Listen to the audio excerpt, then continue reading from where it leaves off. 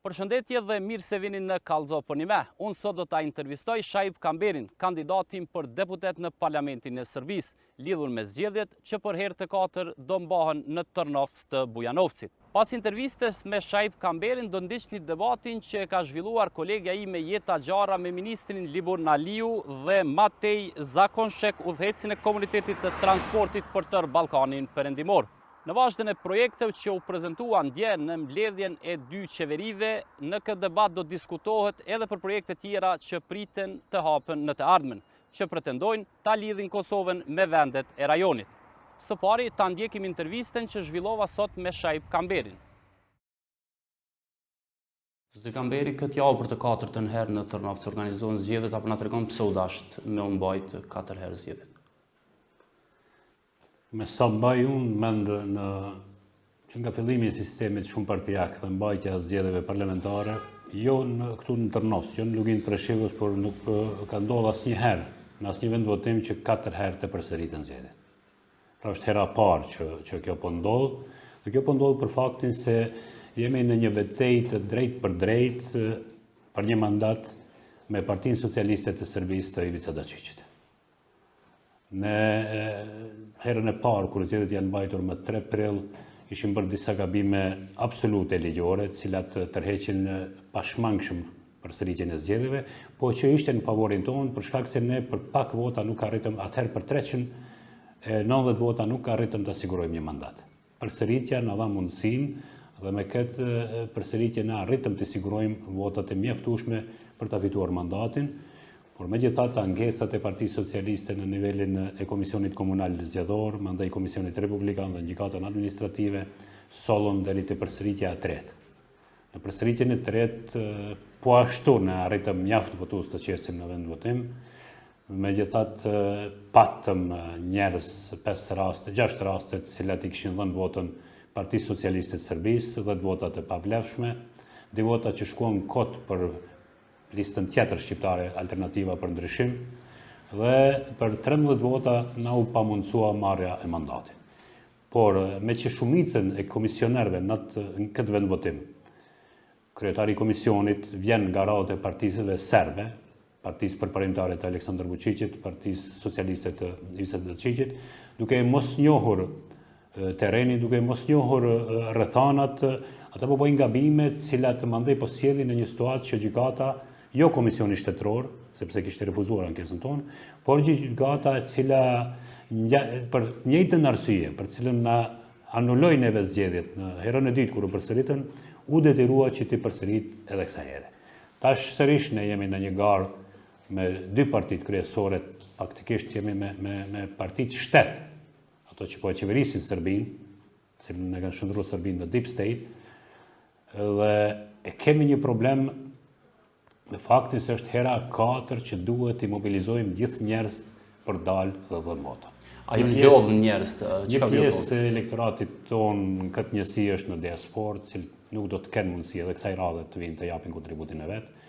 Kemi një pjesë të vogël që gjenden në Kosovë dhe shpresoj dhe apeloj të ata që të vinë dhe të japin votën pra të ejtën e 23 qershorit, por sigurisht që 4 herë të ftosh njerëz brenda 3 muajve të dalin në zgjedhje, do të ishte problem i rënd edhe për partitë shumë më të mëdha se ne që jemi. Pse u organizuan kaq shpejt këto zgjedhje? Po flasim për këto të fundit. Po këtu është esenca se nuk japin afati ligjor për organizimin e zgjedhjeve prej momentit kur merret vendimi në gjykatë është 10 ditë. Komisioni Shtetëror, Komisioni Republikan i zgjedhjeve nuk e respekton këtë afat, po i cakton zgjedhjet shumë më shpejt dhe është hera e tretë që po caktohen zgjedhjet në ditë pune. Që do të thotë që njerëzve gjatë paraditës i pamundësohet vinë të japin kontributin e vet.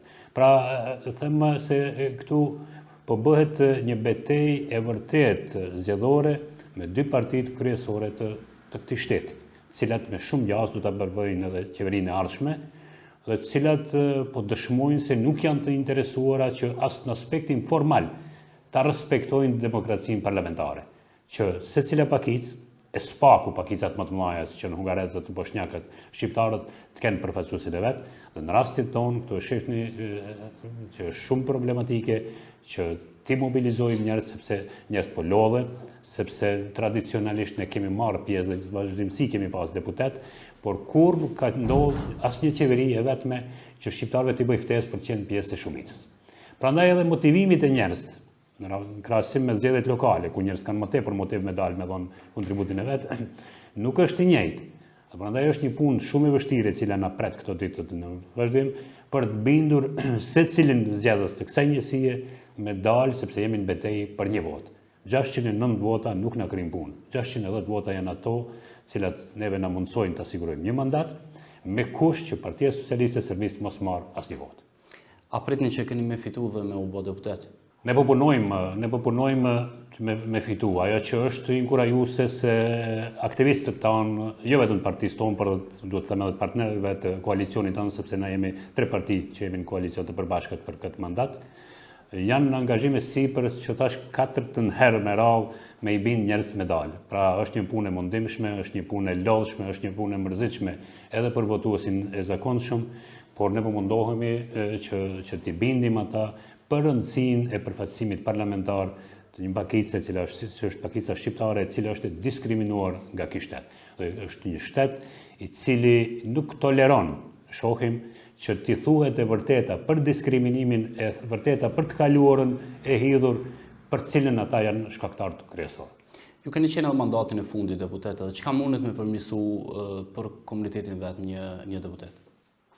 Një deputet në rrethanat dhe në kushtet çfarë është qeveria e Serbisë, një shtet deep state, që thash, një shtet i cili kontrollohet nga një parti e cila është shndruar në shtet, e ndihmuar nga Partia Socialiste e Serbisë, e cila është shkaktare kryesore dhe përgjegjësa kryesore për gjitha çakderdhjet që kanë ndodhur në hapësirat e ish Jugosllavisë, veçanërisht në Kosovë, nuk mund pres se me votën e vet mund të bëjë diçka. Ajo që mund të bëjë është ta thotë të vërtetën, të cilën të vërtet jo vetëm opinioni serb nuk e di, shumica e opinionit serb nuk e di, por edhe faktori ndërkombëtar i cili është prezent në Beograd, i cili di si po mundohet ta harrojë çështjen e Luginës Preshevës, duke i konsideruar si punë të kryer, edhe pse në fakt ne kemi prej vitit 2001, prej përfundimit të konfliktit luftës armatose që po më bës, ne me Beogradin kemi 3 marrëveshje të nënshkruara me ndihmën e faktorit ndërkombëtar, të cilat nuk po respektohen. Pra, puna e një deputeti, një përfaqësuesi, reprezentuesi në institucionin vendimtar të shtetit është kjo ta sensibilizojë çështjen e Luginës Preshevës sa më tepër në mënyrë që në kuadër të gjitha ngjarjeve që po ndodhin në Ballkanin Perëndimor, kuadër të dialogut mes Kosovës dhe Serbisë, çështja e Luginës Preshevës të mos lehet pasdore. Pra ne mendojmë se nuk do të jetë një paqe e plotë në rast të arritjes së një marrëveshje eventuale, nëse çështja e Luginës Preshevës nuk do të përfshihet në dialogun Kosovë-Serbi, apo nuk do të jetë pjesë e marrëveshjes eventuale përfundimtare mes dy shteteve, e që mendoj se pikërisht këto raporte Kosovë-Serbi janë esenciale për stabilitetin e Ballkanit Perëndimor dhe për rrugtimin e tij drejt integrimeve euroatlantike. Cila është pozita e shqiptarëve në Lugin momentalisht? Mendoj se në vazhdimsi kemi qenë të diskriminuar, që nga periudha e komunizmit. Ajo e Miloševićit është një periudhë e veçantë, ishte filluar një proces shpresdhënës me luftën e UÇPMV-s, me përfundimin e konfliktit me një marrëveshje paqe, me faktin se Serbia atëherë kishte marrë obligime ndërkombëtarisht të njohura për përmirësimin e pozitës së shqiptarëve, në kuadër të një programi qeveritar për zgjidhjen e krizës në Luginë Preshevës. Programi fillimisht me qenë se ishte prezenca ndërkombëtare e madhe këtu, prej OSBE-s deri te NATO, filloi me disa projekte serioze, me ato të integrimit të shqiptarëve në komunën e Bujanosit, ku ishim të përjashtuar totalisht, fal aplikimit të sistemit proporcional të votës, ku fuqia votës shqiptare në Bujanos e mundsoi që na ta qeverisim komunën, por gjithë komponentat tjera të këtij programi, siç është zhvillimi ekonomik, integrimi i shqiptarëve në organet shtetërore, ngecën sepse Beogradi nuk tregoi vullnet më të bisedojë dhe të trajtojë si partner shqiptarët, prej kur Bashkia Ndërkombëtare e la jashtë fokusit të vet Luginën e Preshevës. Dhe pozita e shqiptarëve sot mund të them se është më e vështirë se sa që ishte në vitin 2001. Sepse një formë e diskriminimit modern, cilin Serbia po e bën, duke pasivizuar adresat. A është të vazhdu pasivizimi adresave? Po, sigurisht, pasivizimi ka kryer një pastrim etnik në Medvegjë. Ka fillu edhe në Bujanovca dhe në Preshevë, po për shkak presionit madh publik dhe politik që është bë pak është stagnuar, megjithatë është një proces i gjallë, cilin Serbia tenton që përmes metodave administrative ta ndrojë strukturën e popullsisë në këtë rajon. Mos integrimi i shqiptarëve në organe shtetërore është po ashtu problematike, çështjet e problematike të arsimit, të shëndetësisë janë tema cilat në vazhdimsi ne mundohemi të trajtojmë me Beogradin zyrtar për të kërkuar zgjidhje për këto probleme, por që në asnjë moment, asnjë qeveri e vetme nuk po dëshmon se ka vullnet që shqiptarët i trajtojë si qytetarë të barabartë. Cila është tema e arsimit që duhet me u diskutu ma me prioritet? Tema kryesore e arsimit ka qenë çështja e teksteve shkollore, por edhe këtu falë presionit ndërkombëtar, falë asaj që Shtetet e Bashkuara të Amerikës ishin mjaft interesuara të ketë një përparim dhe presionit vazhdueshëm që erdhi edhe nga Bashkimi Evropian, Serbia u detyruat që me Ministrinë e Arsimit të Republikës së Shqipërisë të ketë një marrëveshje, cilën e ndërmjetësoi Këshilli Kombëtar Shqiptar dhe zoti Ragmi Mustafi, që një numër i caktuar i teksteve shkollore për shkollat fillore të lejohen të përdoren drejt për drejt nga Shqipëria. Megjithatë, ne sot akoma nuk kemi asnjë tekst vetëm të lejuar për shkollat e mesme. Pse s'kan ardhur të tekste? Se Ministria e Arsimit në Beograd nuk tregon gatishmëri që ta zgjidh plotësisht këtë problem. Parcialisht pjesë ajo tenton, faktikisht duke na lodhur, duke shkaktuar frustrimin vazhdimsi me zvarritjen e zgjidhjes së problemeve. Dhe çështja esenciale e cila mbetet sa i përket kësaj teme është çështja e mosnjohjes diplomave nga Universitetet e Republikës Kosovës.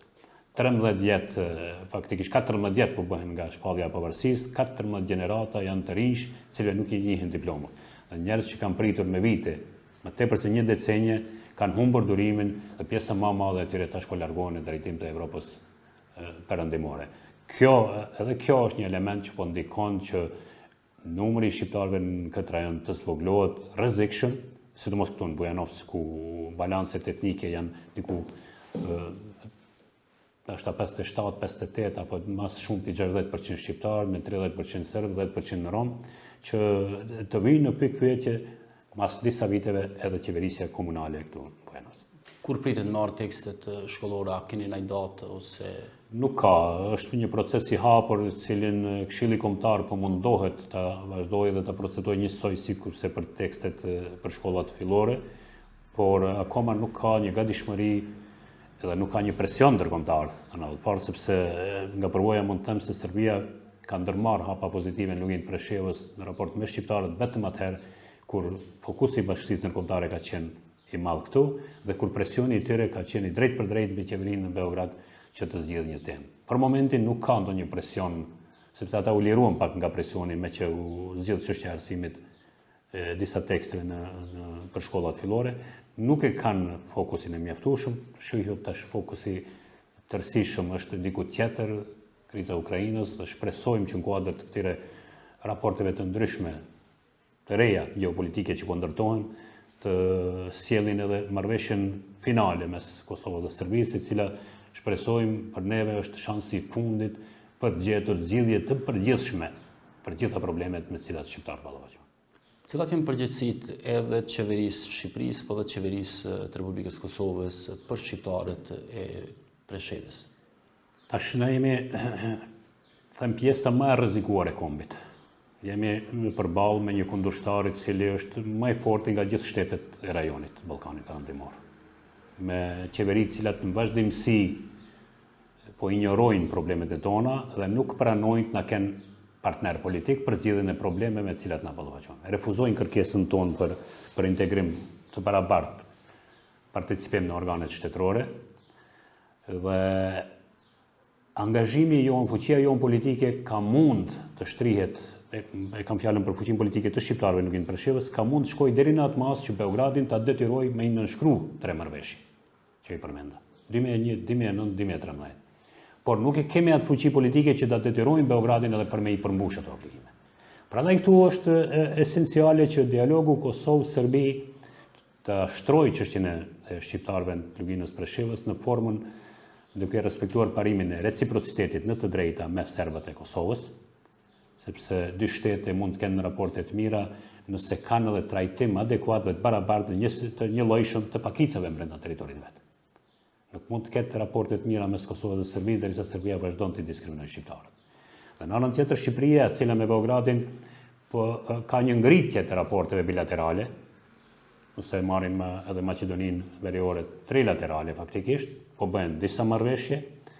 Ne presim që në kuadër të gjitha këtyre iniciativave rajonale të shtrohet edhe çështja e drejtave të njerëzit, edhe çështja e respektimit të drejtave të shqiptarëve në Lugin Preshevës. Sepse do të ishte normale që relaksimi dhe ngritja e raporteve Tiranë-Beograd të reflektoj pozitivisht edhe në raportin e Beogradit ndaj shqiptarëve në Lugin Preshevës. Deri tani kjo akoma nuk ka ndodhur.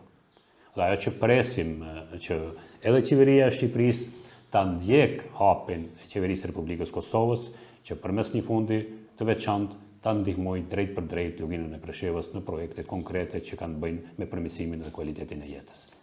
Apo ta jetësojnë një vendim politik nga mbledhjet e përbashkëta të dy qeverive që ishte mbajtur në Prizren dhe kur aprovuan vendimin politik për ndërtimin e fondit të përbashkët për Luginë Preshevës. Pra dy shtete,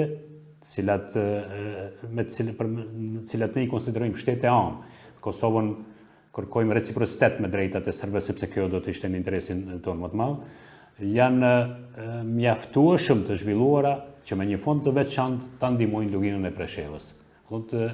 Kërkesa jonë nuk ka të bëjë me cënimin e rrjedhave financiare as Kosovë as në Shqipëri, por në kuadër të mundësive që kanë të tregojnë një përkujdesje të shtuar për Luginën e Preshevës me fonde të veçanta, ajo që është më me rëndësi që Shqipëria në gjitha forumet ndërkombëtare, e cila është antare, qoftë në Këshillin e Evropës, në OSBE, tash një muaj qeverisme është në krye të Këshillit Sigurimit, është antare e Këshillit Sigurimit, pra 15-shit, mund temën e të drejtave të shqiptarëve ta ngritë dhe ta nxjisë, sidomos në rrethonat e reja gjeopolitikës që tash më herët, cilat në Evropë, sidomos në raport me Serbinë, po ridefinohen.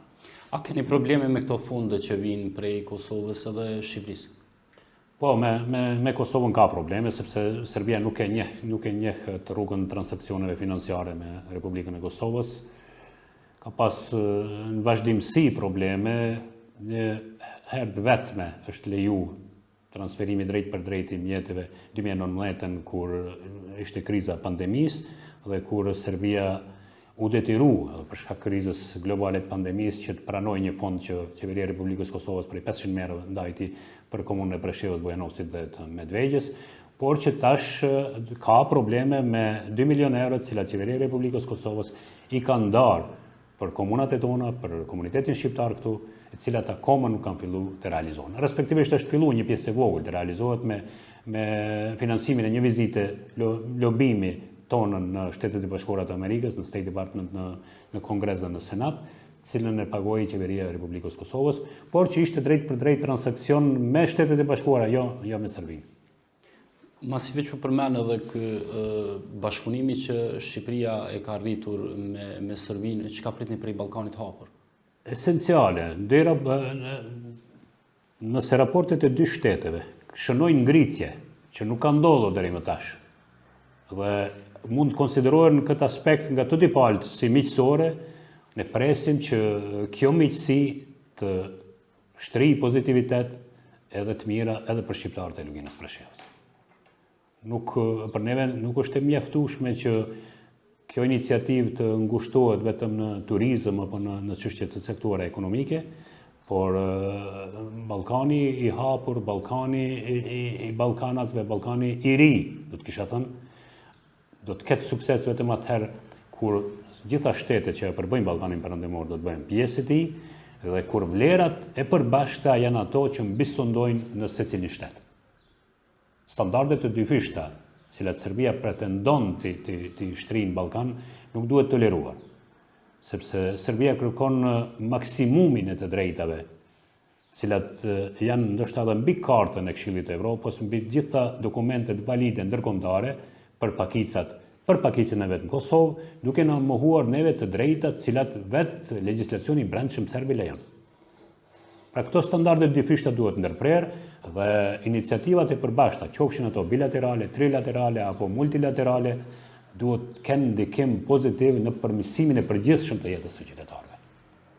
Nuk na mjafton ne të shkojmë në Shqipëri të bëjmë turizëm, por na mjafton që Serbia për shkak të raporteve më të mira me Shqipërinë të ketë një qasje të re kundrejt shqiptarëve. E tash po shihni, edhe kjo e zgjedhjeve parlamentare dëshmon se akoma nuk kam të sjellë të mira iniciativa apo raportet më të mira Tiranë-Beograd për luginën e Preshevës, sepse Beogradi po vazhdon me ngulm të refuzojë të pranojë mundësinë që shqiptarët janë pjesë e parlamentit qendror.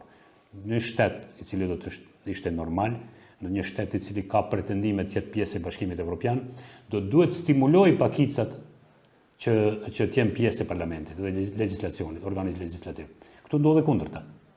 Ju flet për mendësinë që ka Beogradi në raport me shqiptarët e luginës Preshevës, duke i trajtuar si një element të huaj, një element i cili në Serbi, sipas gjitha sondazheve që mbahen, konsiderohet armiqësor.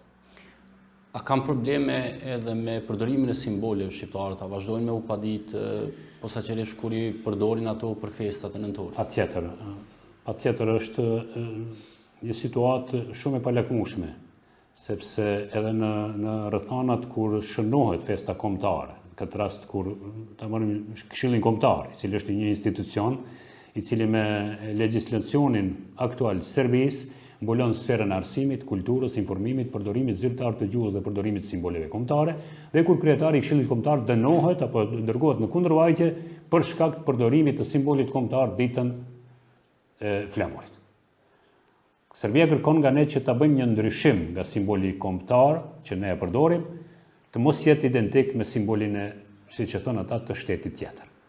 Megjithatë ata injorojnë faktin se simboli shtetëror i Shqipërisë nuk është vetëm simboli shtetëror i Shqipërisë, por është simbol kombëtar i gjithë shqiptarëve ku jetojnë.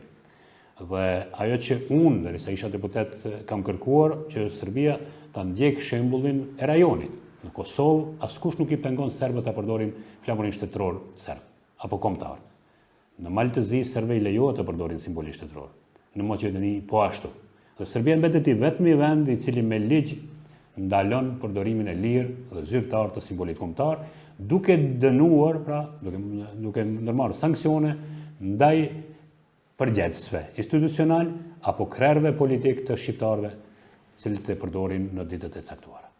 Fjalimet ju i keni marrë në gjuhën shqipe, atë marrim vesh deputet tjerë se çka po flet aty? Unë fjalimin tim kur e kam mbajtur në gjuhën shqipe ka qenë me pretekst veçantë për shkak se gjykata serbe kishte refuzuar padinë e Këshillit Kombëtar Shqiptar për ta dënuar ministrin Aleksandar Vullin, i cili me tone raciste në vazhdimsi i drejtohet shqiptarëve.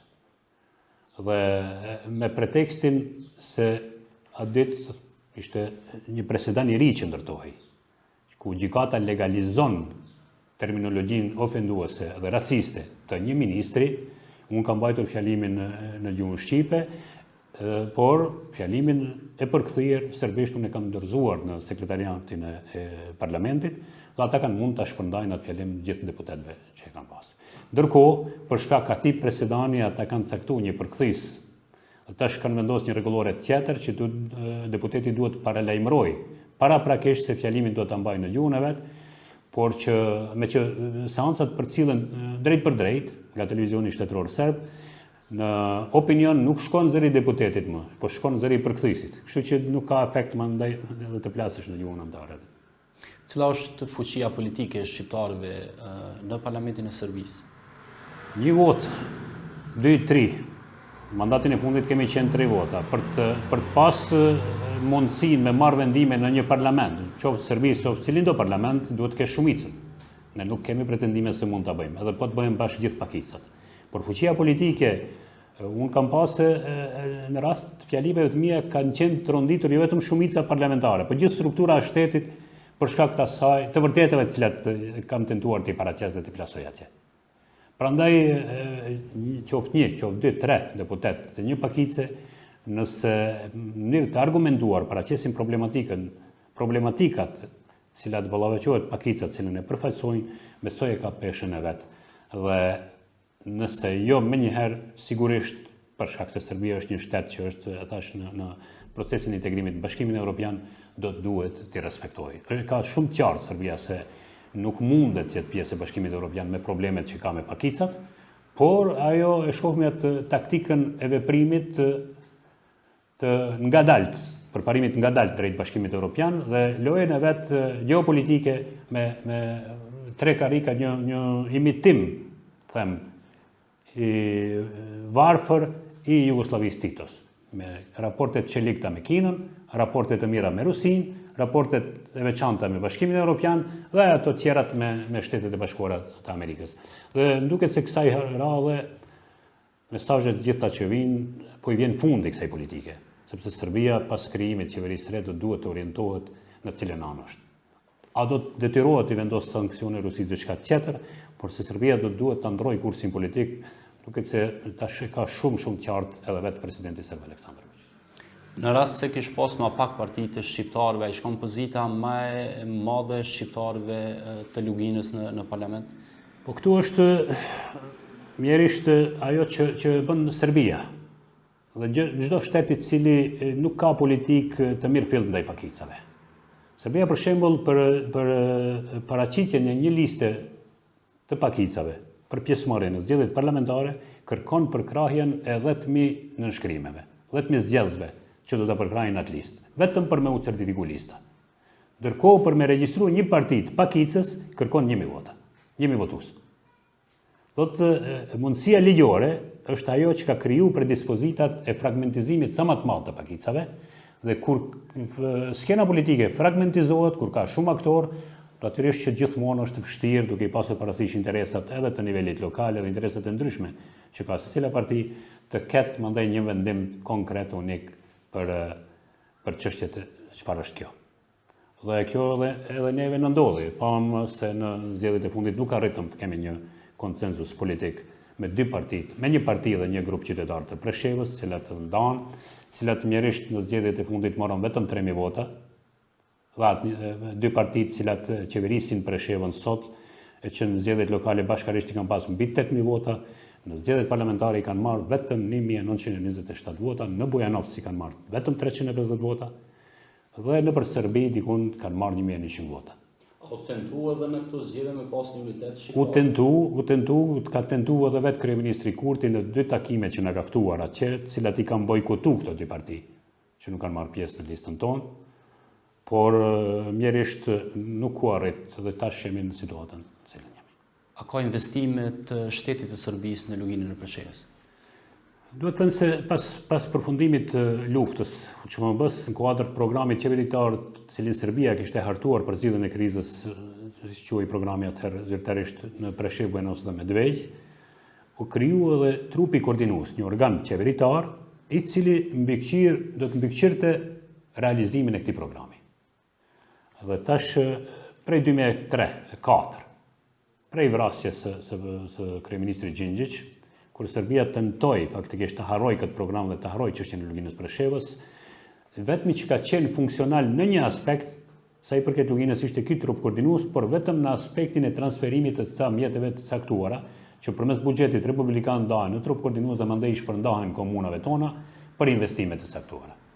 Këto janë parafërsisht 1 milion euro, 900.000 euro brenda një viti, varësisht sa është buxheti, por që me vite të tëra nuk po rritet ky buxhet. Këto janë investime që jepen për zhvillimin e infrastrukturës, por asnjë investim tjetër mandej, sepse secila ministri ka fundet e veçanta për zhvillim, në Luginë Preshevës nuk ka ndonjë program të veçantë për të ndihmuar. Privatizimi, i cili ishte në barë Serbinë edhe kriminal, në Luginë Preshevës faktikisht ka shkatruar gjitha kapacitetet ekonomike nga koha e socializmit. Kapacitetet ekonomike që kanë qenë funksionale, që është fabrika për punimit mishit, banja Bujanovcit, gumoplastika, që ishin për kohën e vetë gjigante për komunën tonë, janë mbahen në një status shtetëror, nuk shiten, nuk privatizohen, për shkak frikës se ato mund t'i blejnë shqiptarët. Prandaj edhe kjo ka sjellë një gjendje të vështirë ekonomike, një gjendje gati të pashpresë, një gjendje e cila drejt për drejt ashtu po ndikon edhe në largimin e trive nga Lugina Preshevës dhe po ndikon edhe në zvogëlimin e bërthamës tonë kombëtare në këto komuna. Sa i përket mosnjohjes diplomave, apo keni probleme edhe në shëndetësi? Gjithkund. sepse Serbia nuk njeh asnjë diplomë që mban firmën Republika e Kosovës. E kjo ndodh prej 2008-s. Serbia nuk I ka njohur diplomat as viteve të 90-ta që shqiptarët as Kosovë, as këtu I kanë marrë në Universitetet e Kosovës. Megjithatë, në 2003 ishte një dekret elegant atëherë asaj kohe, cilin qeveria e Beogradit e eliminoi gjitha problematika dhe pranoi diplomat që vinë nga Kosova prej viteve 90-ta. Kështu filloi edhe punësimi I kuadrave atëherë në komunën e Bujanosit, sidomos ku kishim më pak kuadra. Por prej 2008 këndaj Serbia vazhdon me prolongimin e zgjidhjes kësaj çështje, pavarësisht se ekzistojnë dy marrëveshje ndërkombëtare për këtë. Është marrëveshja e Brukselit e 2013-s, më duket. Mandej vjen dekreti I qeverisë Serbisë I cili rregullon mënyrën e njohjes diplomave të Kosovës, dhe kemi marrëveshjen e 2019 apo 20 kur ishte e Washingtonit, e cila po ashtu temën e njohjes reciproke të diplomave trajton, por që në praktik nuk ka filluar zbatimi. Dhe kjo, thash, 14 gjenerata të rish I le pa shpresë se ata mund të kenë një ditë një punësim në vendi ku jetojnë. A ka mungesë shumë të doktorëve? Edhe infermierëve? Po ka, se ata që po mbarojnë studimet, sidomos në Kosovë, nuk I njihet diploma, ata largohen. Një pjesë atyre që kanë kry, apo mbarojnë studimet në Tiranë, Universitetet e Shqipërisë, janë vendosur, por në perspektivë do të kemi një mungesë të madhe të mjekëve. Zoti Kamberi, faleminderit shumë. Faleminderit. Ministrat e transportit Ballkanit Perëndimor u mbledhën për herë të parë në Prishtinë. Ata deri tash janë mbledhur në kryeqytete tjera të Ballkanit Perëndimor për me diskutu për projektet e infrastrukturës së transportit, që ishte dashur me I lidh 6 shtetet e Ballkanit. Tash I ka ardhur rradha Prishtinës me qenë kryesuese e këtij takimi, edhe me 18 maj Kosova ishte një koqir I ministrave të transportit të gjithë rajonit. Gjithë ministrat e transportit erdhën përveç ai Serbisë, gjithë erdhën Prishtinë, duke marrë parasysh që Kosova e ka transportin, pra rrugët, hekurudhat, sinjalizimin, standarde tjera transportit, ma doptat në rajon. Sot do pyesim se si po planifikohet me u ndru kjo situatë edhe me pas investime ma kualitative edhe lidhje ma të mira me rajonin. Për të diskutu këto çështje, prej kësaj konference që u mbajnë në Prishtinë, edhe u organizu nga sekretariati I komunitetit të transportit, sot në studio me neve janë udhëheci I këtij sekretariati, Matej Zakosnjek, që është drejtor, pra drejtor I komunitetit të transportit, që është I bazuar në Beograd tash, si dhe Libon Aliu, ministër I ambientit dhe infrastrukturës në Kosovë. Zotri Aliu, kisha fillu me juve, çka u morët vesh sot, çka janë marrëveshjet kryesore, pikat kryesore të takimit që patët? Sot nuk patëm ndonjë marrëveshje konkrete, specifike. Në takime bilaterale kemi pas dakordime me ministrat veç, pra konferenca është edhe njëherë ata që e thatë, është për herë parë matë në Prishtinë, ishin ministrat e 5 vendeve të rajonit. Temë kryesore ka qenë çështja e ndërrimit të rrjetit të njohur sot nga që quhet TEN-T Network, Core Network është I Bashkimit Evropian, me idenë që të shtohen linja të reja, korridore të reja që do të lidhin zonat dhe pikat e rëndësishme brenda regionit. Kur thuni për rrjetin, për njerëz të thjesht, a keni fjalën për rrjet rrugëve, për çka? Rrjet korridorët në kuptojnë edhe rrjetin e rrugëve edhe rrjetin e korridorë. Pra këto rrjete I nënkuptojnë ndërlidhjen ndërmjet të tipeve të ndryshme të transportit. Është transporti detar, pra portet, është transporti rrugor, hekurudor dhe ai automobilistik dhe transporti ajror. Dhe kjo ka të bëjë edhe me transportin e madrave, nga një orë, edhe nga ana tjetër me transportin e udhëtarëve. Në dekadat që kanë shku, ka qenë fokusi kryesor te rrugët, tash me qenë se jemi të orientuar më shumë ka politikat me më pak ndotje dhe me më pak emisionet të CO2-shit, pra në funksion të zvoglimit të ndikimeve klimatike dhe adaptimit në atë situatë, edhe orientimi përgjithsisht është më shumë ka hekurudhat. Pra jemi në një fazë kur edhe Bashkimi Evropian I përkrah shumë më tepër ndërtimin e hekurudhave dhe linjat hekurudhore të cilat tash kërkojnë modernizim, kërkojnë interoperabilitet mes vendeve dhe kërkojnë që aty të jenë të elektrifikume. Por për të bërë ashtu, s'pari duhet më rishiku këto korridore.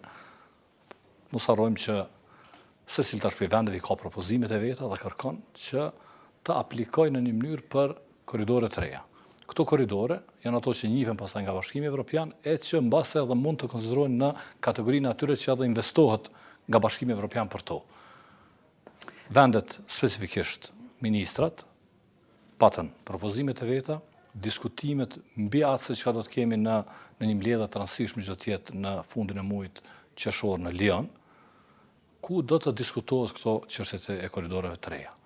Edhe ne kemi propozimet tona për modernizimin e linjave A bën mbi ekzistuese. cilat janë propozimet e Kosovës për korridoret e reja? E para, së pari, është modernizimi i linjave ekzistuese që i kemi në vend dhe zhvillimi edhe i autostradave deri në brenda kufive tonë. Pastaj kyçet kanë të bëjnë me 4 shtetet që në thonë, po me Republikën e Shqipërisë kemi mendu është Hekurudha që lidh Prishtinën me Durrësin, me Malin e Zi pritet të kemi një marrëveshje bashkëpunimi me Malin e Zi për të ndërtu për 2 rrugë që lidhin, pra është rruga Deçan-Plav, që e kemi shtyr tash si çështje, dhe rruga Rozhaj-Pej. Me Republikën e Maqedonisë bëhet fjalë për tash me qenë se autostrada dhe Hekurudha është në rehabilitim e sipër, bëhet fjalë për ndërtimin e pikave kufitare të përbashkëta. Ajo për Hekurudha tashmë është realizuar, pritet vetëm të funksionalizohet Hekurudha, ndërsa në pikën kufitare në autostradë të bëhet pika e përbashkët kufitare. Në raport me Serbinë, Kosova është tash në diskutim për autostradën që shkon drejt Merdarës.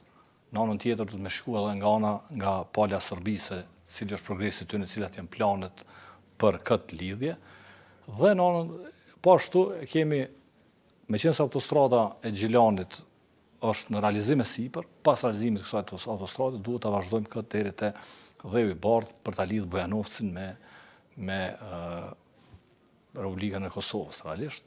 Dhe në anën tjetër me Maqedoninë e kemi edhe linjën e re, të cilën e kemi diskutuar hapjen e rrugës së re që e lidh Prizrenin me Tetovën. Pak a shumë këto janë projektet që ne synojmë kyçet nëpër korridore, që është kyçe në korridorin 8, që vjen nga Durrësi drejt Shkupit dhe drejt Varnës në detin e Zi, është korridori 10 nga Seraniku drejt Budapestit.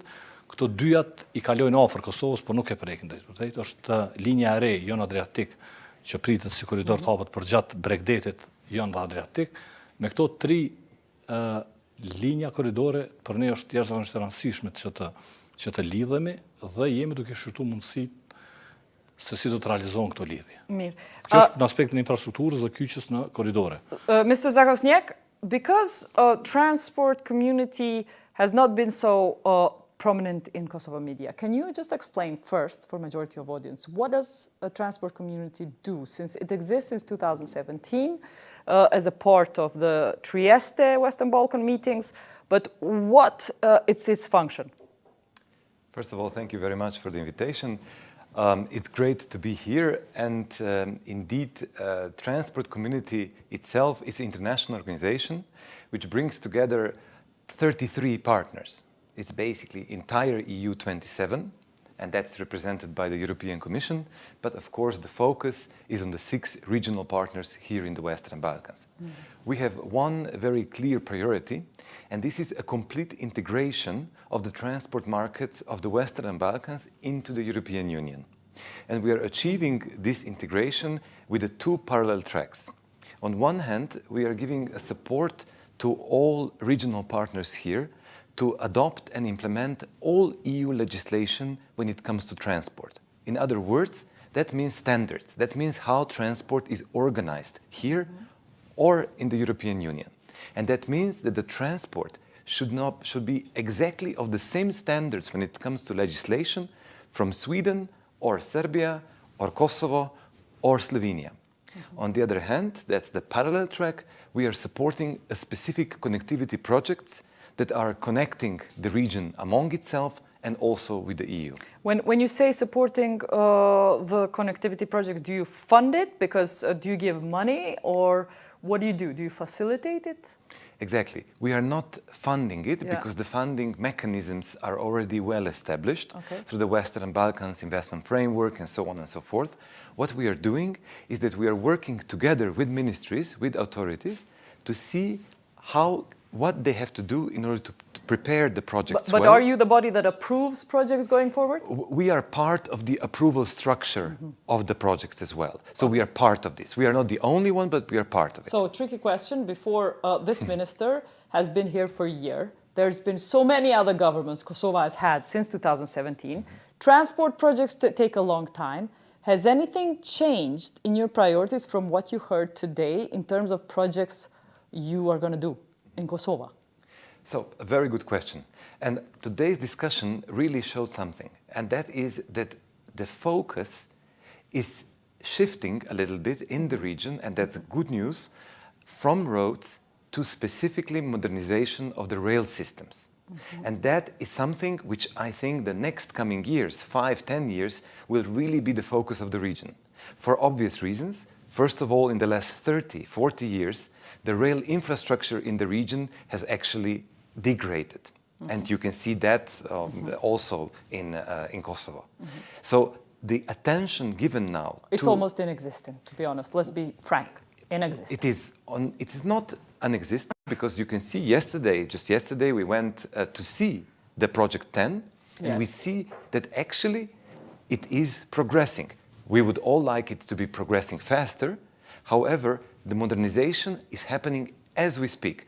But of course, we are still away from actually having a network. We are now closer to the patchwork, but what we need to bring together, these railway systems, connecting it North Macedonia, Serbia, Kosovo, all the way to, of course, the EU member states in the north as well as in the south. And that is the key. The key is the integrated transport system based on roads, rail, inland waterways. Interesting. As You well didn't as mention connecting the rail to Montenegro or to Albania. Why not?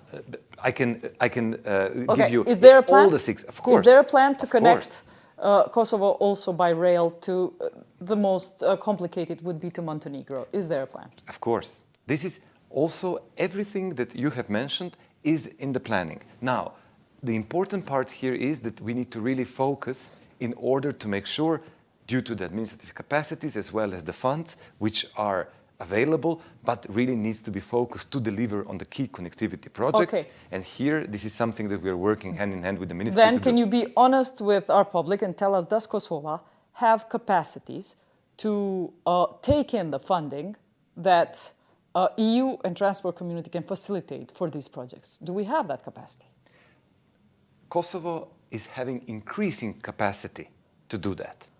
What it means, it's a progress and it's a process. And this is exactly what we are working with administration, with the capacity building projects, also, of course, financed by the European Union, exactly to strengthen then that very important part.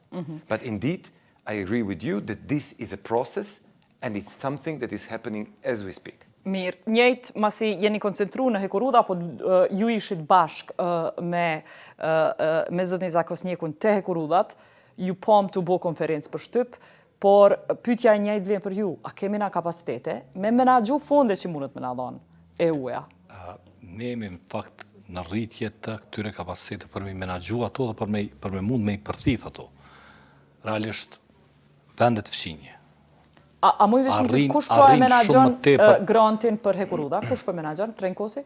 Jo, nuk mund ta tash, përse përket te Hekurudhat, aktualisht sapo kemi kriju një steering committee që nga Infrakosi do ta marr një komitet i përbashkët ndërministor i cili udhëhiqet nga Ministria e Infrastrukturës, çështjen e menaxhimit të modernizimit të Hekurudhave. Përse përket fondeve, është qeveria, jo ministria jonë, është kryeministria, është Ministria e Financave, të gjithë bashk që përpiqemi të zhvillojmë projekte për të marrë fonde për fond. Do me thonë, fondi për Hekurudha se s'ka filluar jo, kemi Fondi marrë. për Hekurudha mund të filloj së pari, duhet të kesh projekte për mund me marrë fonde. Aktualisht çka kemi? Kemi projektin e parë të modernizimit të Hekurudhës ekzistuese nga Hani e Lezit për në Leshak. Pjesa e parë është në realizim e sipër deri në Fushë Kosovë, pjesa e dytë është nga Fushë Kosova deri në Mitrovica dhe e treta nga Mitrovica deri në Leshak. Jemi në diskutim që sa më shpejt fillojmë me një projekt të ri që ka të bëjë më shumë me transportin e udhëtarëve, që është nga Prishtina deri në Fushë Kosovë, por të bëhet një tren i shpejt që do ta shkarkojë trafikun, tren i lehtë, kështu tramvaj, themi, Me kënje duke folë për këtë me projekt? Bashkimin Evropian, dhe Çka jemi të bo tjetër, duke përgatit projektet, së pari, projektin preliminar për rrugën, për Hekurudhën, Prishtinë, në fakt Fush Kosovë Pej, dhe Klin Prizren për modernizimin e tëne. Me Republikën e Shqipërisë jemi duke e bo studimin, i kemi përgatit termët e referencës për me fillu studimin e fizibilitetit për Hekurudhën e re atje, dhe kjo pasaj nxjerr projektin preliminar, pasaj ne do të jemi të gatshëm që të mund të aplikojmë për fonde. Pra në fazën cilën jemi, nuk ka se jemi në fazë mjaft të hershme, të themi. Mirë. Nuk është të shumë hershme. Kosteja preliminare, po më intereson. Sa kena me financu na, sa na vyn prej Bashkimit Evropian? A e dim prapërsisht? Po kur flasim është për Hekurudhën aktuale që është nga Hanja Leze deri në Leshak, kosta e totale është 245 milion euro. Sa po e paguajmë vetë? Ne e paguajmë dikun 60% me kredi nga IBRD dhe 40% e pagun Bashkimi Evropian si grant. Në fund të ditës, që kjo Hekurudhë e re që po bëhet, nuk është e elektrifikume. Ashtu është. Pse? Pra, sepse projekti çfarë është bërë në fillim, i mungon e para sinjalistika, i mungon elektrifikimi dhe këto do të jenë llote të reja, të cilat duhet të punohen më pastaj. Kjo është situata në cilën ne e kemi. Kjo, çka po ndigjoj është që kjo është dizajnu edhe është marrë si fond para se me ardhë kjo qeveria, po? E Hekurudhës. Do me thonë, a e keni kuptu na e herë prej stafit ministri, pse se ka lyp elektrifikimi për fillimi? Ka qenë pyetje vazhdueshme pse nuk është bërë dhe madje, është bërë projekt detaj i cili ka të lashë në vazhdimsi, nuk është bërë elektrifikimi me kohë, ka qenë mungesë fondesh. Sinjalizimi sidomos, që kanë menu? Sinjalistika është tepër e rëndësishme për shkak se në mungesë së saj nuk mund të ketë as operim, qoftë edhe për trenat edhe për trenat tjerë. Tash duhet të vazhdoj. Po, kjo ka qenë mënyra si është punë më herët. Kjo do të auditohet, por është projekt i cili do të kërkoj auditim. E kemi diskutuar këtë çështje edhe me IBRD-n, edhe me Infrakosin. Mirë, po tash duhet shtohet, po thoni se ka më shtu. Duhet të shtohen. Duhet të shtohet edhe sinjalistika dhe elektrifikimi. Okay.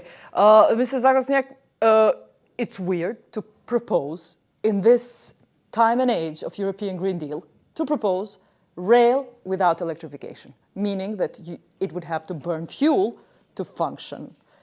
How did this go past transport community? Did it ask for the standard to be applied?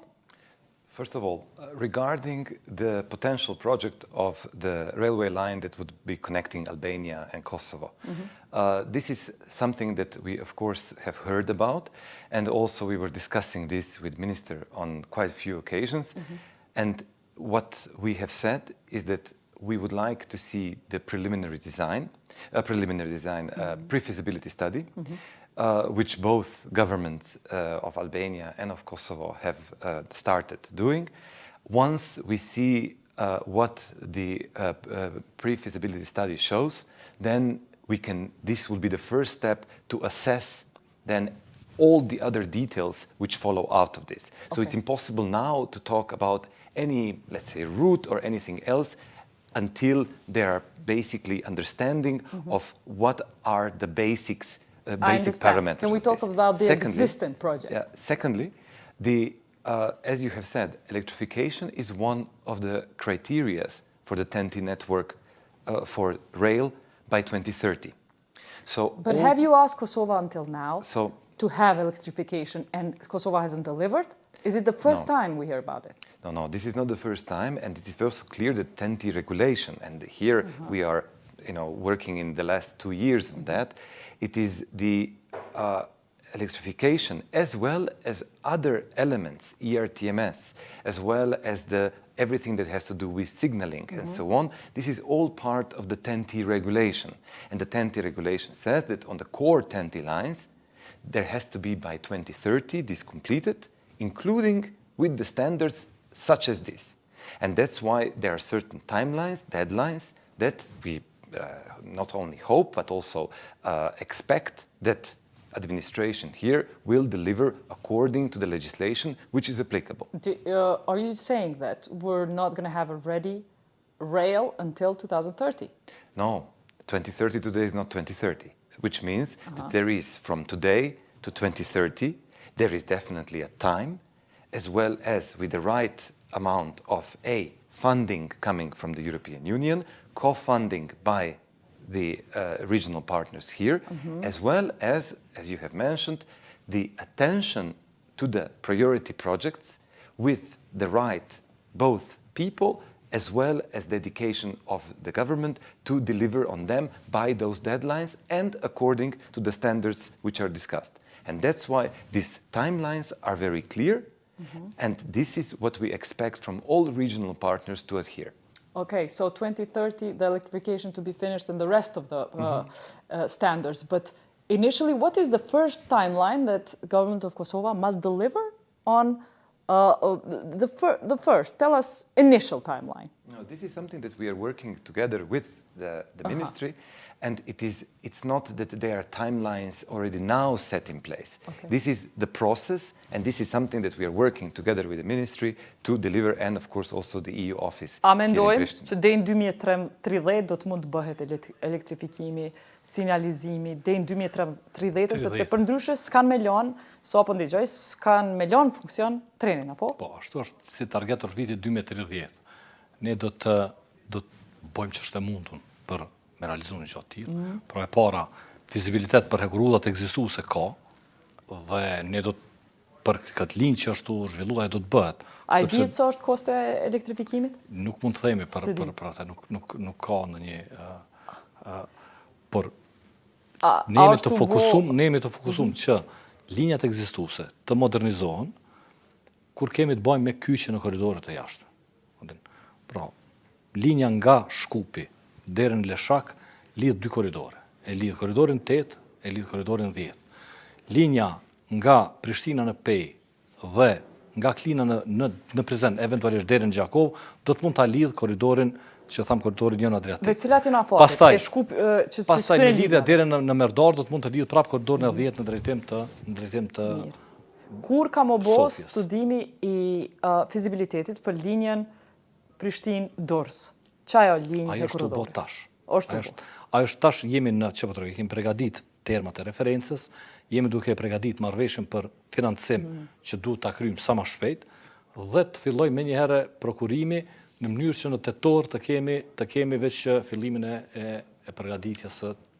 Okej, po du me të pyet për këtë çështjen sensitive lidhur me mungesën e Serbisë në këtë takim. Kallëzom, Ministri i Transportit Serbisë nuk ka në Kosovë. Ju, a keni shku në herë në Serbi për ç'të takim? Kam qenë për të njëjtin takim, kemi qenë në samitin e Hekurudhave. Edhe çush ka qenë raporti, a tu ka ndalu me përfasu Kosovën me emën, po më intereson si çka je përfasu? Janë rregullat brenda këtij komuniteti transportit në bartë të marrëveshjes që u përmend kjo që u bona Trieste. Ky komuniteti transportit funksionon në bazë të marrëveshjes së realizuar, ku vendet trajtohen si të barabarta, pa emra të shteteve, me emra të qyteteve, si ministra, pra si është kjo që quhet 6 vendet e Ballkanit Perëndimor. Në atë cilësi kam shku dhe në atë cilësi ka pas të vi edhe këtu ministri, që shvinë edhe ministra tjerë. Po du me dalë të pyetja e autostradës Kosovë-Serbi, po në rend parë, para se më përgjigj zotin Zakosnjeko për pjesën e Serbisë, po du me ju pyet kur e kryen Kosova autostradën Prishtinë-Merdare? Ende nuk kemi arrit në finalizim të marrëveshjes për rrugën Prishtinë-Merdare. Edhe nuk jemi të e bu me pare tona, jo? Jo, është edhe kjo ka të bëjë me grant dhe me kredi nga EBRD. Të njëjtën gjë është nga ana e Serbisë, prej Nishit në drejtim të Merdarës. 5 kilometrën e parë me sa dim ne e kanë fillu, bëhet fjalë për pjesën tjetër të rrugës që ata do duhet ta vazhdojmë.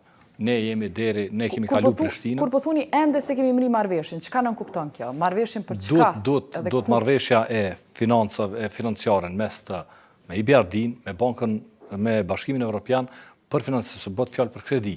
Pra, nëse projekti ekziston, ekzistojnë fazat teknike janë të realizuar, ka mbetë të realizohet marrëveshja financiare që duhet bëhet edhe nga Ministria e Financave. Mirë, a ka të bëjë me marrëveshje mes dy shteteve me shkute EBRD-a, secili shtet veçantë? Secili shtet veçantë e bën me Bashkimin Evropian dhe me EBRD-n. Domethënë Kosova ende se ka kry pjesën e vet të pjesën e negocimit që duhet ta negocoj dhe ta marrë. Po është çështje te Ministria e Financave, detajet e saj nuk mund t'i them, ne në momentin e parë që realizohet ajo dhe fillon realizimi i kësaj autostrade. Mirë, Mr. Zakosnjak, because Serbia isn't here and their Minister of Transport has Serbia finished its own agreement for the funding of the Merdare to Niš highway? So this is one of the projects from the Economic and Investment Plan that European Commission has presented a few years ago. And this is one of the flagships, which means that it also has a priority when it comes to financing. And indeed, we are happy that on the Serbian side, specifically at the site from Niš, the first 5 kilometers, the work has started. So this is the work that has already started physically on the ground. But of course, the more difficult part, and this is also a much longer part, is the one from Pločnik all the way to the common crossing. And this is also the one where the work has not started yet. And this is also the work where I understand that negotiations, I would have to check what is the status of it at the moment. But this, and then of course, all the way to Pristina is the entire project of the Peace Highway, which should be advanced substantially in the coming years. Do we know if there is an EBRD agreement with the government of Serbia? Check. Okay. But you are, in terms of commitments, political commitments that Serbia has made to the transport community, is there a willingness to do the Peace Highway? I mean, the first 5 kilometers started to be built, which means that not only... When did they start? Because you months formed ago. in 2017. Did they start? A few months ago. So Only a few months ago. Okay. A few months ago, the opening of the works, Okay. as well as the start of the works on the 5 kilometers, which is this 5 kilometers just from Niš, from the highway, from the Niš then towards Pločnik, has started, which means that the things is becoming, we are getting the Peace Highway, not only on the paper, but also in real life. In real life, another 200 kilometers left, roughly, would you say? Altogether. Yes. No, there is, I think it's around 70 kilometers, then 80 kilometers all the way to the common crossing point, and then, of course, the part from Merdare to Pristina. So another 70 kilometers to the crossing, 100 kilometra I ka kry Kosova. 27 kanë met pa u kry. 27 kanë met pa u kry, janë kry sa? Dhe jemi në besi, po mund të themi janë dikunja përtej Prishtinës, nëse lidhim përtej Prishtinës, dikun i kemi rreth 8-9 kilometra që... Do me thonë, mirë, kretë këto, 8-9 kilometra të kryme, jetu thonë të autostradës? Apo ma shumë? Dere në besi. Dere në besi është autostrada kryme, nga besia dere në Merdar, mbetet pjesa tjetër më u kry. Për me bo presion në palën tjetër, s'pi bjen që Kosova I ka marru shumë kilometra se Serbia. Teti ka kry, Jo pra. Serbia. Ne kemi edhe 27 kilometra, pra jemi në një situatë, ne jemi të zgjeruar dhe rrugën ekzistuese Prishtinë-Podujev, pra mbetet me, te ne kemi qenë pak, ka qenë pikpyetje çështja si do të vazhdoj Serbia me zhvillimin e këtij projekti. Pra, mos harroni që me Republikën e Maqedonisë së Veriut ne kemi ndërtu autostradën deri në Kufi. Dhe tash jemi në pritje që Maqedonia e Veriut ta realizoj nga Shkupi deri në Kufi. Kallzona, çka tha sot, nëse s'ka qenë Ministri i Transport Serbisë, ke I Maqedonisë. Po, patëm takim për këtë projekt, për projekte tjera, po ecin këto projekte, një ndër prioritetet e tyre është realizimi I kësaj, kanë fillu punimet. A ka afat? Kanë fillu me tash. Afatin nuk u caktuam për shkak se është faza e parë, që ata e kanë fazën më të lehtë që janë të realizuar, kanë një fazë tjetër e cila do t'ju merr dikun për 10 kilometra, rreth 200 milionë euro pritet t'ju kushtoj për shkak të tuneleve që I ka mbi 2.5 km tunele I kanë në ato 10 km autostradë, e që do të ketë kosto si të sot e prezentoj ministri.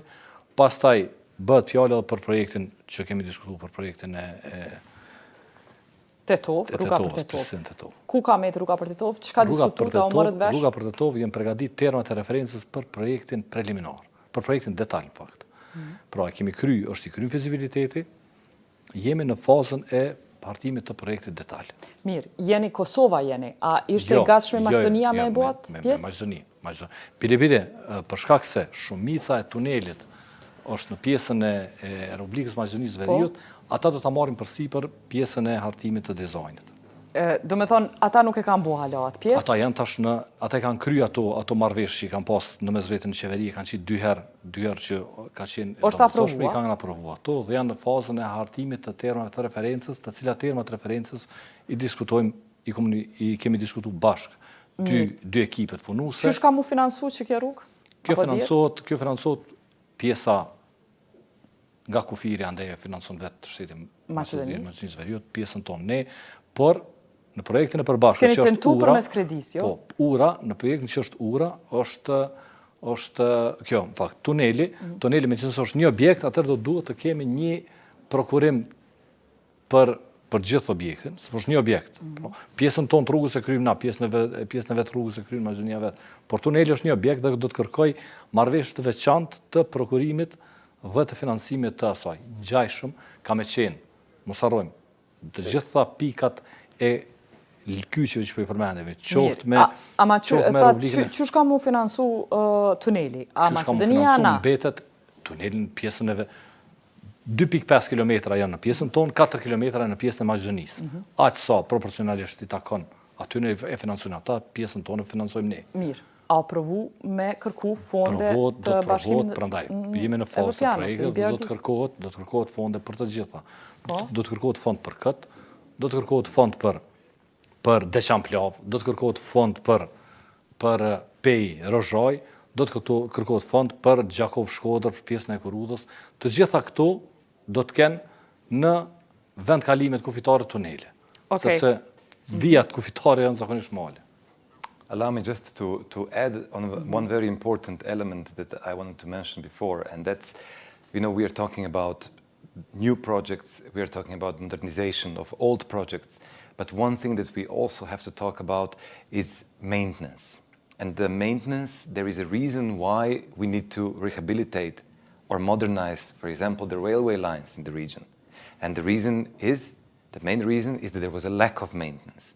So this happens when there is the funding for the maintenance is not already ingrained within the planning of the projects.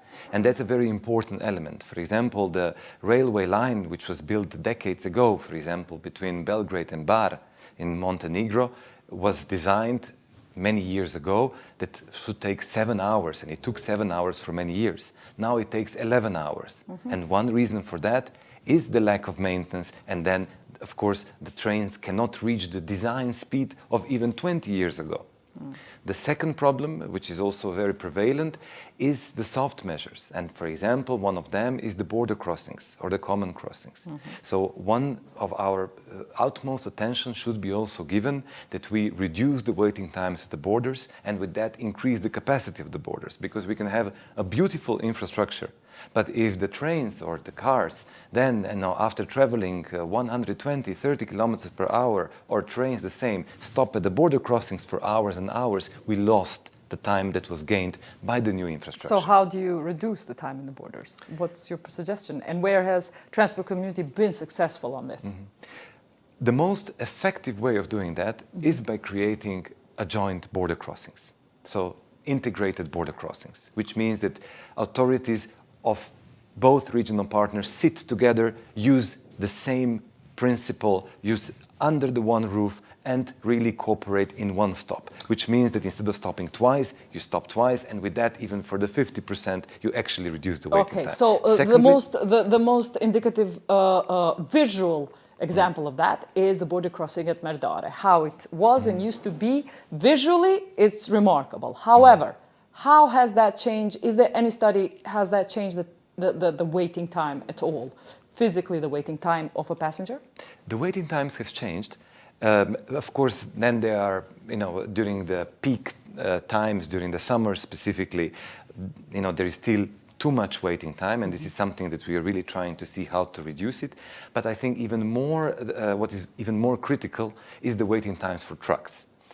In the region, together with CEFTA, during the pandemic, we worked with the regional partners to actually put together the principle of green lanes. And that has actually made sure that during the pandemic, there was never a lack of the essential goods in the region, because the trucks with the essential goods, with the medical equipment, never waited at the intra-Western Balkans borders or the common crossings. And that, allow me just to add, you know, a lot of times we are saying about how things don't work or how things take time and so on. The green lanes, the idea of green lanes was born in the middle of the hardest pandemic in March, when the pandemic really hit. As an idea, it was functioning on the ground in April.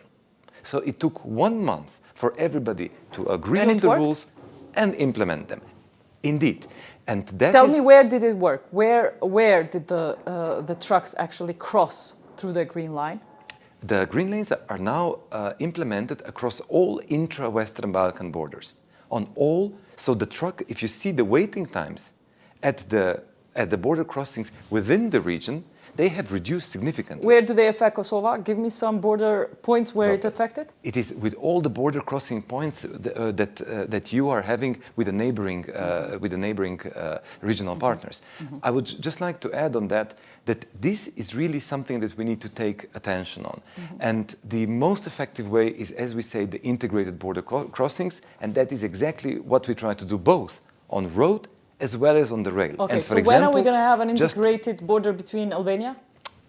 To add on this, for example, on Hani Elezit with North Macedonia, that is where actually we have now a functioning, it is done the rail common border crossing or the rail crossing, and now, and this is something that we were also discussing with the Macedonian counterparts, it would make a really difference that while they are also renovating the road, which you were just discussing with the minister, leading to the border crossing, that at that time this is also transformed into one-stop shop or integrated border crossing. So when are we likely, from what you've heard today, going to have an integrated border crossing between Kosovo and Macedonia, North Macedonia?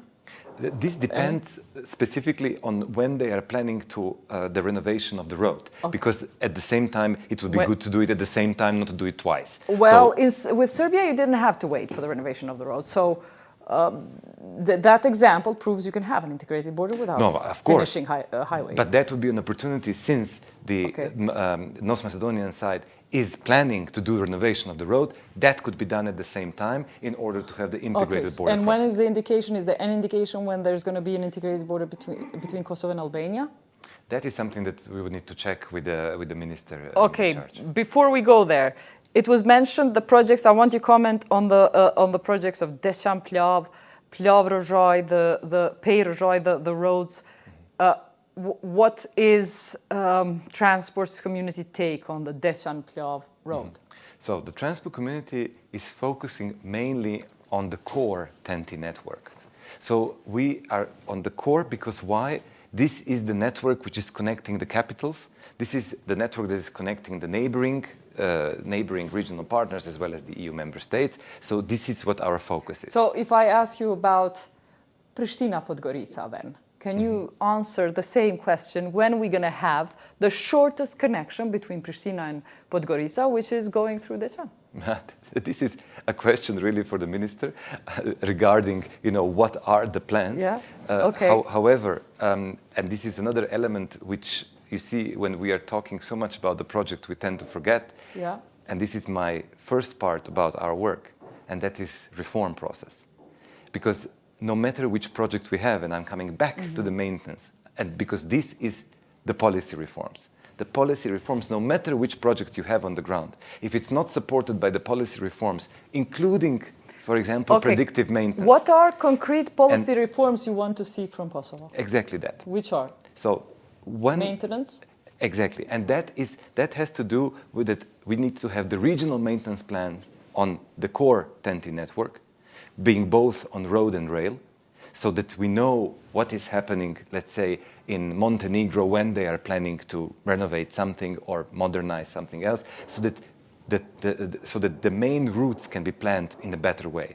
But this is part of the focus is indeed on that. Another one, for example, is road safety. We would like to see that the most effective way of bringing down fatalities on the roads, as well as the seriously injured, is actually establishing a coordination body which brings together the Ministry responsible for transport, the Ministry of Health, Ministry of Interior, Education, under one body can be an agency, it can be a body, but working together on these are reforms. And Has this is what makes transport the difference. community put, when you speak about maintenance, majority of people think tax, paying maintenance tax for highways.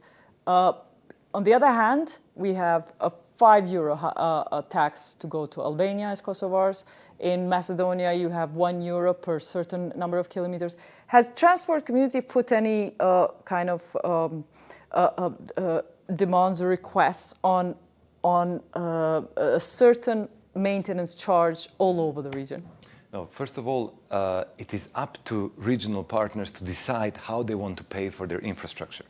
However, so whether they go into tolling... What's the best practice? So whether they go to tolling or not, it is up to the regional partners to decide. However, if they do decide to go for a tolling, then these tolling systems need to be interoperable and according to the EU standards, which means that you should have a one network and that you could use for that. Now, the tolling could also be, we are always thinking about the cars. The tolling is also for trucks, for example. And the tolling is not always, a flat rate for everybody at the same time. The new tolling models can, for example, moderate the level of charges based on the CO2 emissions. So the more polluting let's say the truck, the higher the charge, the less polluting, the less, and so on. So, but this is only, as I said, this is only a one way of paying for the infrastructure. Okay. You didn't answer me about Pej Rëzhaj, the other road, which is quite a priority for Kosovo. Just allow me to finish on the previous point. Talk. The one thing that we would like to see is that the maintenance, that predictive maintenance, is part of the planning already from the start of the projects. Because to answer your question, the most expensive taxes are the one where the roads are not maintained, they degrade, and then they need to be rebuilt or rehabilitated. That costs much more than the predictive maintenance in the long run. So that is, and going to the question of the also the road safety, the value of human life, the value of a life lost on the roads, the value of how it cannot be put in any money. Kosovars that listen to you know that not for regional roads, but for local roads in Kosovo, there's not even a signaling project right now going on. There's no signaling sign all over Kosovo. So I'm interested to know, what are your transport community's standards that you demand of Kosovo, even without building regional roads? But is there a certain standards that Kosovo has to adhere to in its internal roads? Again, Kosovo is, as all other regional partners, part of Transport Community Treaty.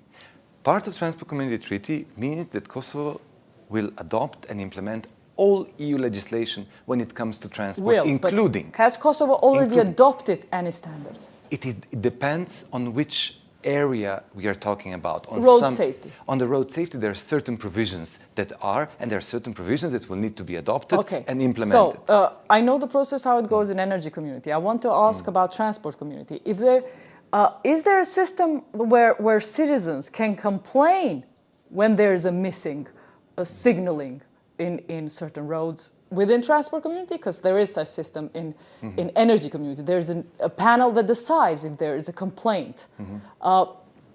What mechanism do you have to impose the countries to apply road safety standards? Transport Community Treaty is the one that is obliging the contracting parties to adopt and implement EU legislation. If they do not do it, so if we see that that is not happening, then there are procedures that we can follow in order to address that. What are the procedures? That has to do with mediation between the parties. After mediation, produces the result. What if it isn't between the parties? It's just one country. So you cannot mediate between a citizen. Can you mediate? No, but this is between the parties. I mean, between let's say the secretariat, exactly, as well as and then we're saying this needs to be addressed. What is the plan? Have you had any complaints from citizens of Western Balkans? No. Okay. Zëdnjaliu, na po lypim rrugë të reja, e na çka po ndigoj është që na në fakt çka e dim prej njerëzve që ndigojnë sot është po do me ndërtu rrugë të reja, po çto I kemi jashtë standardeve. Shumë jashtë standardeve, kur kena mi pas rrugë të mrena, standarde që duhet. Po, rrugët këto që i kemi, këto janë. Këto do të mund të përmirësohen me projekte të reja dhe me përmirësimin e kushteve, se në mos kur kemi të bëjmë me sinjalistik. Zakonisht zgjerimet janë në projekt, në rrugët që janë, që të zgjerohen dhe të krijohen kushte më të mira për trafik, më cilësor dhe më të sigurt, dhe çështja e sigurisë në trafik tani mbetet prioritet ndër prioritetet kryesore të Ministrisë në përsa i përket çështjeve të transportit. Kur po thu prioritet, po më vjen mirë nëse është prioritet, po kallëzom kur menon Çka nuk kupton kjo? që kena me pas sinjalizim në krejt Kosovën, ne sopë saj. Siguria tash e para projektet e sinjalizimit ka pas. Kanë qenë probleme të për vitet të tona që s'kanë mujtë më realizu, për probleme kontraktuale që s'kanë mujtë më realizu që sa vite. Tash është kry kjo dhe është në proces sinjalizimi i rrugëve. Por, i gjithë standardi i rritjes së sigurisë në gjithë vendin kërkon një analizë, një studim shumë kompleks për mujtë me i zvoglu fatalitetet në vend. Dhe kjo ka të bëj për pas me sinjalistikën, ka të bëj dhe me masa tjera që miren dhe me aspektin edukativ. Mirë, kur kemi me pas me thjeshtësu vija të bardha sa duhet në krejt Kosovën, edhe sheja trafikut sa duhen.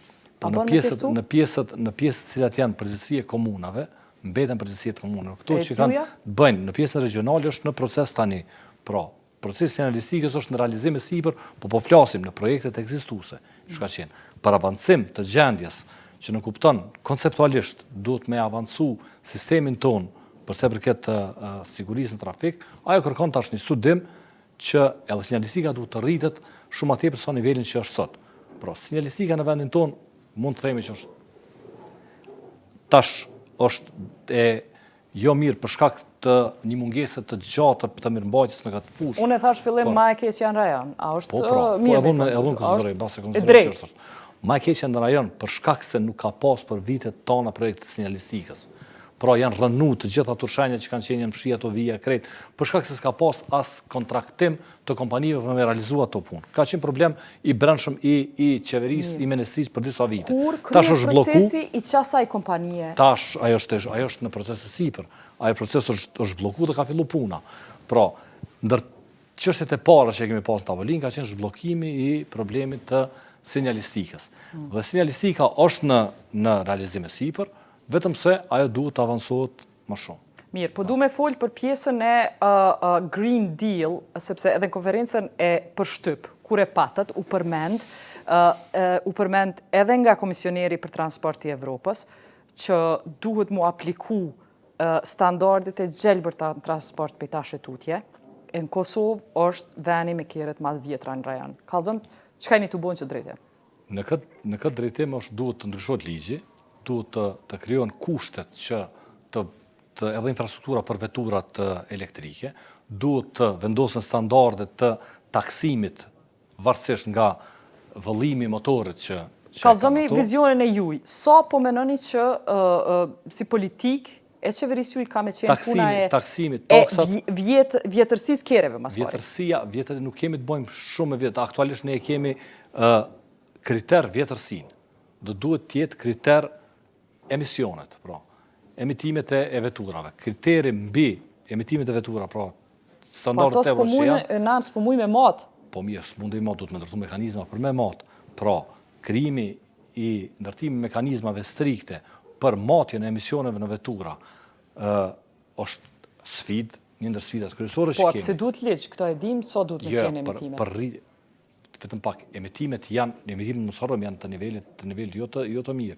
Pra krijimi i mekanizmave të tillë dhe eliminimi i faktit që është vetëm vjetërsia vetuse në mungesë të funksionimit të këtyre mekanizmeve është ka hy kriteri i vjetërsisë. Mirë. Derisa s'ta kryjm kriterin e emitimit, a kemi me vënu kriter të vjetërsisë a jo? Vazhdon kriteri i vjetërsisë është. A keni me ndru qëtë kriter që është? Në momentin që krijohen mekanizma të mjaftueshëm të kontrollit të cilësisë së emisioneve të veturave, duhet të ndrohet.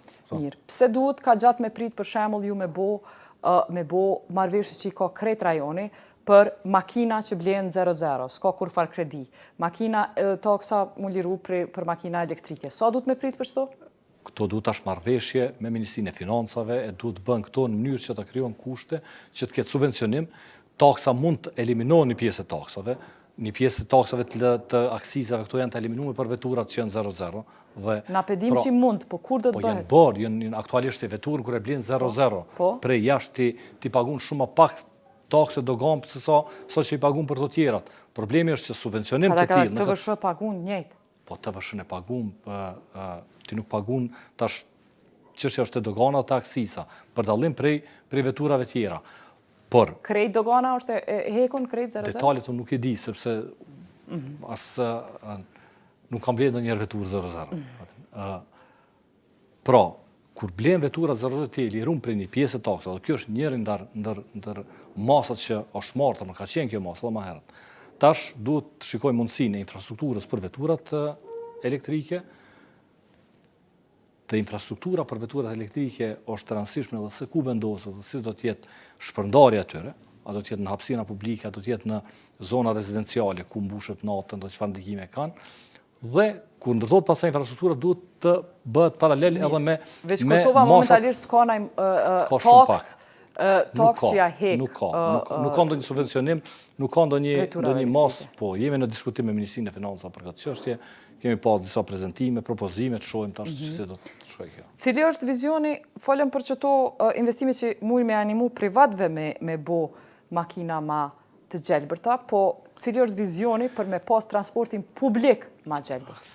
E para, flotat e taksive, transporti publik në përgjithësi, nuk është vetëm kjo, edhe është shumë i rëndësishëm edhe planet e mobilitetit të qyteteve. Për shembull, plani i mobilitetit të qytetit Prishtinës është, ndonse i ka disa variante tjera, nuk janë shumë radikale të themi se zgjidhje, por duhet gjithmonë të prioritizohet transporti publik dhe karshi veturave në qendër të qytetit. Duhet të sillen politika të tilla të cilat të eliminojnë veturat brenda zonave urbane për shkak të emisioneve që ato kanë. Mirë, si plani këtij mobiliteti janë shti autobusat në Prishtinë, të cilat asnjëna s'është autobusat, kjo ka qenë, autobusat që janë importu. Ato nuk janë të gjelë, por e kanë emisionet i kanë shumë të vogla, dhe kanë qenë modern për kohën kur janë marrë dhe vazhdojnë ose të jenë tillë. Problemi është që nuk ka shirita të veçantë të ndarë për autobusat ku me qrast do të mund të krijojë qytetarëve të Prishtinës mundësia që të arrijnë në një vend caktuar më shpejt dhe më lehtë. Kur ta marrësh veturën dhe të vonohesh për shkak të trafikut ngarkuar, ti e merr autobusin i cili e ka shiritin e vet të ndarë, i cili është komod dhe ti arrin në një pikë caktuar në kohë. Po nëse peshojmë qashtu kur hyn autobusin trafik, njëjtë si kerin trafik. Po situata është tash, situata është e tillë dhe prandaj kot të merr autobusin, kur me atë autobus kemi fut prapë në kolon me vetura tjera. Nuk mjafton me pas autobusin e trafikut urban, i cili vonohet edhe më shumë se sa vetura. Në momentin e parë që ke eficiencë në kohë me transportin publik shumë më tepër se sa me veturën elektrike, shumë mirë. Projekte tilla duhet të synohen, por të ketë shirita të ndarë dhe projekte që e përmendëm të zgjidhjes tazon mes Prishtinës dhe Fushë Kosovës ku ka flukse të mëdha. Kur mendon që kryhet projekti mes Prishtinës dhe Fushë Kosovës? Kur mendon që kryhet ai halos ka filluar, ka projekt, ka dizajn të asaj, mund të fillojmë tash ta përpunojmë dizajnin prej cilës pikë deri në jo kur kryhet, hajde po ta ndroj pyetjen. Kur fillon? Unë mendoj që projekti do të mund të fillojë që këtë vit hartimi i diskutimi për specifikat e projektit deri ku do të arrijë si projekt. Po përndryshe është një projekt që kemi diskutuar tashmë që jemi në fazë të iniciimit të tij. Mundet deri në aeroport me shku si është Fushë Kosova? Deri në aeroport varet prej fizibilitetit, por gjithsesi në një moment caktuar kam arritur deri në aeroport. Prandaj duhet kombinohet me, se kjo në fund lidhet edhe me projektin që folëm prej Prishtinës, prej Fushë Kosovës, pastaj të vazhdohet në drejtim të Pezë dhe drejtim të aeroportit. I saw you visited Mayor of Pristina also today. Yesterday. Yesterday. So what are your impressions like when you visit Pristina in terms of transport? First of all, your question regarding the greening of transport, decarbonization, is absolutely essential. That's not only because of the quality of air that you're breathing in Pristina, but also because we really need to create the cities for people who live here, not the cities for cars. And transport community here has a very limited focus when it comes to urban transport. However, focus on multimodality, on railway, on the connections between the railway and other modes of transport, such as the one that you mentioned, the connectivity to the airport with the rail, connectivity with the road, the multimodal units. For that to happen, that is essential part of actually greening the transport, greening economy, and actually reaching our climate objectives. So did you hear any concrete projects from the mayor of Pristina on this? Exactly. And the mayor of Pristina, I had a very good meeting with him. What he is thinking about, and of course he needs to talk about this more than I can, but what I have heard is definitely a focus from the cars to the people. How to give the city back to the people and based on their needs. We've heard that when it theoretically. comes- Practically, I want to hear from you. Did you get any practical project that is happening? Because theoretically, we know. So, again, this is something that you will have to address to the mayor of Pristina. I'm not a mayor of Pristina. However, what I can tell you is that what I have heard was definitely going into the direction of sustainable urban mobility, of giving, creating more space for pedestrianized, for micromobility in the city, micromobility meaning electric scooters, electric bikes, as well as the connection so that there is a possibility to park and then to use the public transport. And as the minister mentioned himself, this, prioritizing public transport in the city center and making sure that we give the cities to the citizens is something which is really essential. And what I have heard, I hope it becomes a reality as we speak. Për fund, folëm për hekurudha, folëm për rrugë, po nuk du me anashkalu edhe anën ajrore, edhe transportin ajror. A diskutohet në këto takime najherë problemet që i paraqet Serbia Kosovës me faktin që duhet mjë shpang hapësirës ajrore me Serbi. Është realizu, qytetarët e dinë që është realizu një marrëveshje e negocume me medimin e Grenellit për marrëveshje për vi ajrore me Serbi. A ka diçka prej kësaj pune? Deri më tani nuk ka kurrë. Ajo çka kemi arrit me diskutu është me Republikën e Shqipërisë, mu qel korridori i ri, ata e kemi bë. Me Republikën e Malit të Zi jemi në diskutim që të hapet korridori i ri, e patëm temë diskutimi dje. Mbase edhe sot, si duket e kam pas temë diskutimi edhe në vizitën e presidentit, për shkurtimin e rrugëve ajrore, pastaj kombinimi multimodalitetin që e përmendi zoti Zakonshek, pra ne jemi shumë të fokusuar te multimodaliteti të gjitha llojeve të transportit, edhe atij detar, edhe këtij ajror, edhe toksor. Prandaj lidhja me portin, lidhjet e gjelbërta me linja hekurudhore, krijimi i nyjeve multimodale, që shpritet të jetë për shembull në regionin e Prishtinës, nyje e korridoreve, qoftë toksore, qoftë hekurudhore edhe automobilistike, qoftë ajror që kemi aeroportin afër aty, të krijoj mundësinë që edhe aspekti i mallrave, edhe aspekti i transportit të udhëtarëve multimodal të jetë i sinkronizuar dhe i planifikuar mirë. Masi ka qëllu takimi ju i ministrave në ditën kur ishte Gjukanoviqi në Prishtinë, a ka naj marrëveshje tre transporti që o bu me Nuk e di çka është folë, nuk e di për me presidentin nuk kem taku, nuk e di na kemi pas këtë është edhe nuk jeni në agjenë si pjesë e të tjera sot. E di që ne kemi ngritë si çështje që të flitet për hapësirën ajrore, por me Republikën e Malit të Zi pretet të iniciojmë marrëveshjet për me kriju këto korridoret për cilat Okay, so I want your comment on the Pristina-Belgrade possibility of airline. I've asked Mr. Grenell about this when he negotiated the deal. He said, well, it has to be a private company feasibility study, but this can be done. Nothing has happened since. It's been 2 years. I've asked him about this. Has this ever been discussed in Transport Community? Here I have to disappoint you because the Transport Community Treaty excludes the air transport. Excludes? It includes the air infrastructure, so airports, but not aviation policy as such. Okay. But allow me to mention, we were discussing about the Green Deal, about the decarbonization of transport. If you see the region as such, and you see the major cities, capital cities in the region or major cities in the region, you see that the distance is almost never much more than 600, 500 kilometers.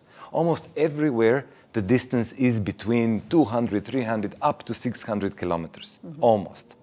Which means We that wouldn't have to use air. Which means that exactly, if the focus is connecting the major cities of the region with the fast enough train, not even high speed, because of geography, it's very hard to do a high speed in going through the mountains because you would really need to do a straight lines, which would be awfully expensive. But even if the trains would be fast enough, you can imagine what you can do on a train that travels 130 kilometers per hour for passengers, for example. So if we were to ask you, we are a regional network of journalists. When my colleagues from Skopje want to go to Sarajevo, they're simply the worst, maybe, let's say they look close, but it's the worst road possible in the Balkans. Is there any vision how we could make, in the future, this road from Skopje through Pristina to Sarajevo ever a normal journey?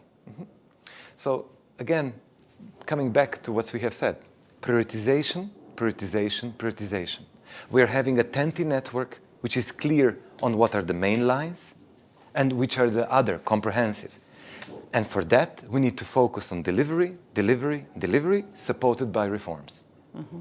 Faleminderit, zotni Aliu, faleminderit, zotni Zakosnjak. Ishte ky debati që po zhvillohet në ditën kur ministrat e transportit të rajonit, të 6 vendeve të rajonit minus Serbisë kanë qenë në Prishtinë. Vazhdoni me na shkruajt në kallzo.com dhe në emisionin radhës në Beçi.